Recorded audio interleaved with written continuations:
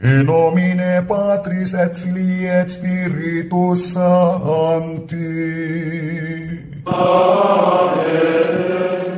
Dominus vobiscum.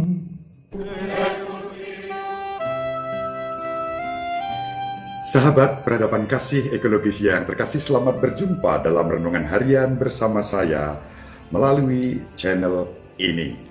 Semoga panjenengan selalu sehat, tetap semangat, dan jangan lupa bahagia, kebahagiaan yang bersumber dari Tuhan kita yang selalu mengasihi dan menyayangi kita, bahkan menyucikan hidup kita seperti yang nanti akan kita baca dan renungkan dari Injil Lukas bab 19 ayat 45 sampai 48.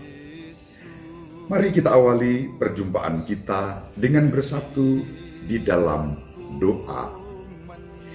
Allah Bapa yang Maha Pengasih dan Penyayang, Yesus Kristus Putramu pada hari ini memberikan teladan bagaimana menunjukkan sikap tegas dalam menjaga rumah-Mu yang kudus, bait suci. Engkau juga menjadikan kami sebagai bait-Mu yang kudus sejak pembaptisan yang Kau anugerahkan kepada kami, sehingga Roh-Mu menguasai hidup kami dan Putra-Mu Yesus Kristus menyucikannya setiap hari. Bukalah hati kami untuk merenungkan sabda-Mu yang juga bermanfaat untuk menyucikan kehidupan kami setiap hari. Sebab sebagaimana Putra-Mu adalah firman yang menjadi manusia dan tinggal di antara kami, di antara umat manusia, demikian juga sabda-Mu adalah roh dan kehidupan. Semoga sabda-Mu menjadi kekuatan bagi hidup kami demi Kristus Tuhan, Juru Selamat seluruh umat manusia tanpa diskriminasi, kini dan sepanjang segala masa. Amin. Sahabat peradaban kasih ekologis yang terkasih, mari kita baca Injil Lukas bab 19 ayat 45 sampai 48. Pada waktu itu, Yesus tiba di Yerusalem dan masuk ke Bait Allah. Maka mulailah ia mengusir semua pedagang di situ. Ia berkata, "Ada tertulis, rumahku adalah rumah doa, tetapi kalian telah menjadikannya sarang penyamun." Tiap-tiap hari Yesus mengajar di Bait Allah. Para imam kepala dan ahli Taurat serta orang-orang terkemuka bangsa Israel berusaha membinasakan Yesus. Tetapi mereka tidak tahu bagaimana harus melakukannya, sebab seluruh rakyat terpikat kepadanya dan ingin mendengarkan Dia. Demikianlah sabda Tuhan. Terpujilah Kristus.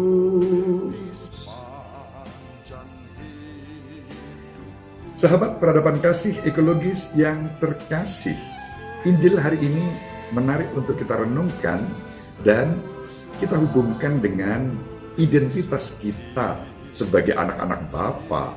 Berkat sakramen baptis yang kita terima, maka kita pun disebut sebagai bait Roh Kudus. Hari ini Yesus datang ke Bait Allah untuk menyucikannya dari sarang penyamun. Sikap itu yang kerap kali juga mewarnai hidup kita. Hidup kita yang sudah disucikan berubah laksana sarang penyamun karena kejahatan-kejahatan, kelemahan-kelemahan, bahkan dosa-dosa yang kita lakukan. Maka tujuan dari renungan ini adalah kita mohon agar Yesus masuk ke dalam hidup kita sebagai bait Allah untuk menyucikannya seturut dengan kehendaknya. Memang pertama-tama dalam Injil digambarkan dan diwartakan kepada kita, Yesus menyucikan bait Allah. Bait Allah adalah istana suci, tempat Allah berdiam di ruang Maha Kudus dan tempat umat beriman bersembah sujud, mempersembahkan hidup dan pengorbanan kepada Tuhan. Maka disebutlah bait suci. Dalam Injil kita berjumpa dengan Yesus yang sejak masih kanak-kanak sudah dipersembahkan ke bait Allah, ke rumah Bapa. Injil Lukas mencatat itu.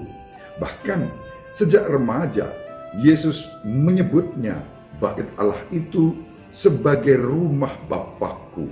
Itu kalau kita baca Injil Lukas bab 2 ayat 49. Dengan penegasan yang sama, hari ini kita berjumpa dengan Yesus yang menyucikan bait Allah sebagai rumah Bapanya.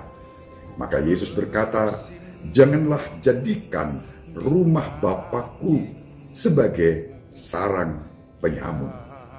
Yang digambarkan oleh Injil Lukas hari ini memang tidak sedetail seperti yang digambarkan oleh Santo Yohanes. Dalam Injilnya, Santo Yohanes mempunyai gambaran yang lebih detail bagaimana Yesus mengusir orang-orang yang menyalahgunakan bait Allah untuk kepentingan mereka sendiri dan untuk keuntungan mereka sendiri. Digambarkan dalam Injil Yohanes, kalau kita baca, kita bandingkan dengan Injil Yohanes tentang bagaimana Yesus menyucikan bait Allah. Yesus membuat cemeti, Yesus mengusir pedagang-pedagang lembu dan domba. Itu yang digambarkan dalam Injil Yohanes bab 2 ayat 13 sampai 25. Detail, bahkan kepada para penjual burung tekukur atau burung merpati, Yesus mempunyai sikap yang berbeda, menegur mereka, dan kalimat "jangan jadikan rumah Bapakku sebagai tempat untuk berjualan" itu ditujukan kepada mereka melalui penjual-penjual burung ini dengan segala kelembutannya. Saya merenungkan sikap Yesus terhadap para penjual burung berbeda, karena Yesus pasti sudah mendengar cerita dari ibunya, dari bapaknya, Ibu Maria dan Bapak Yosef, bagaimana waktu masih kanak-kanak Yesus dipersembahkan ke bait Allah dan Ibu Maria Bapak Yosef hanya bisa membeli sepasang anak burung tekukur. Dan karena itu, maka sikap Yesus terhadap mereka berbeda. Yesus menghargai mereka karena penjual burung pasti berbeda dengan penjual kambing, domba, dan lembu. Keuntungan yang didapatkan pun tidak seberapa dibandingkan dengan para penjual kambing, domba, dan lembu. Dan Yesus, kalau dalam Injil Yohanes sekali lagi digambarkan kambing, domba, dan penjual-penjualnya diusir. Kalau domba, kambing, lembu lepas, mudah ditangkap kembali. Tetapi kalau burung-burung itu diobrak-abrik dan terbang dari sarangnya, dari sangkarnya, pasti tidak mudah untuk menangkap burung-burung yang lepas itu. Nah, disinilah Yesus dalam kemarahannya saat menyucikan bait Allah tetap bersikap lembut terhadap orang kecil. Sahabat peradaban kasih ekologis yang terkasih, sebagaimana tadi saya katakan di awal, mari kita membiarkan Yesus juga menyucikan hidup kita, karena berkat sakramen baptis, hidup kita pun dinyatakan sebagai bait Roh Kudus. Dengan demikian juga menjadi bait Tritunggal Maha Kudus, Bapa, Putra, dan Roh Kudus yang tinggal di dalam hidup kita. Maka janganlah kita jadikan hidup kita sebagai baitnya yang kudus menjadi sarang penyamun. Sarang penyamun berarti tempat untuk rancangan-rancangan yang jahat, yang merugikan orang lain, yang membuat orang lain menderita. Maka dari itu, barangkali dalam diri kita ada sifat-sifat kepenyamunan itu. Mari kita persembahkan kepada Yesus agar Yesus menyucikan hidup kita. Mungkin penyamun itu akan merampok iman kita, merampok harapan dan kasih kita. Kita biarkan Yesus membela kita, menyucikan hidup kita untuk masa depan yang lebih baik, yang lebih sejahtera. Setiap saat Yesus berada dalam hidup kita, Yesus tinggal di dalam hati kita untuk membersihkan dan menyucikan kita.